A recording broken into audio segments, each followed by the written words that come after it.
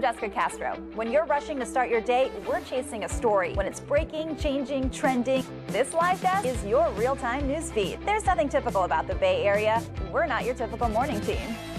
Jessica Castro, ABC 7 Mornings. It was torture at its finest by people who are supposed to protect and serve. And it made me sick to my stomach. A mother reacting to seeing her son beaten by Santa Clara County jail deputies. That video obtained by the ABC 7 News I-team gives an inside look at a troubled jail system with several questionable inmate deaths over the past year. Dan Noyes is here now with a report you'll see only on ABC 7 News. Dan. Well, Dan and Amma, some people believe inmates deserve whatever they get. But think about what one expert told me after seeing that video. When you assault someone on the street, that's a crime. You can't turn around and do the same thing in jail, whether you are a guard or an inmate. This is how Ricky Martinez arrived at Santa Clara County's main jail the night of April 18th.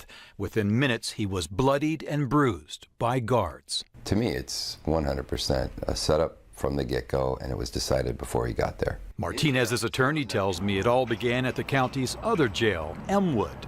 Martinez and his cellmate got into an altercation with guards over the wine or pruno they made. Martinez allegedly kicked a deputy in the face, a charge he denies. This inmate was involved in assault on staff. The video picks up later that night as Martinez gets transferred to administrative segregation in the main jail. He seems compliant. What you do is turn around, face that wall. He follows directions as he heads to a cell on the 4th floor. The deputy tells him to kneel on the bed. The leg shackles come off and is left handcuffed. Then it goes bad. Relax, stop, look. Let go of my hand. Let go of my hand. Let go, let go. Let go, he's got my hand. Let go. Let go of my hand. Let go of my hand. I said let go of my hand already. You can't see punches landing, but you can hear impact. The federal civil rights lawsuit Martinez has filed says deputies pummeled his head, neck, and shoulders with punches. The damage to his face and head is visible after. You have the right to protect yourself. Once someone is subdued and under control, you don't have the right to hit someone. Dan McAleer is executive director of the Center on Juvenile and Criminal Justice, a professor at San Francisco State, and an expert on correctional policy. He believes the guards used excessive force. Oh, help, I can't breathe.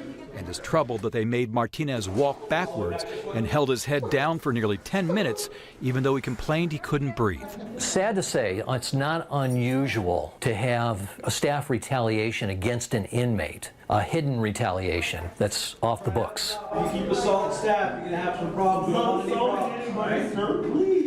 Because of the lawsuit Martinez has filed, the county counsel's office and Sheriff Lori Smith declined an interview for this report. Just 6 days before the Martinez incident, the Blue Ribbon Commission on Improving Custody Operations recommended finding new leadership for the jails. Continued supervision of the jails by the sheriff is not in the best interests of the inmates, the correctional officers, or the community. The Blue Ribbon Commission was launched after the beating death of inmate Michael Tyree last year.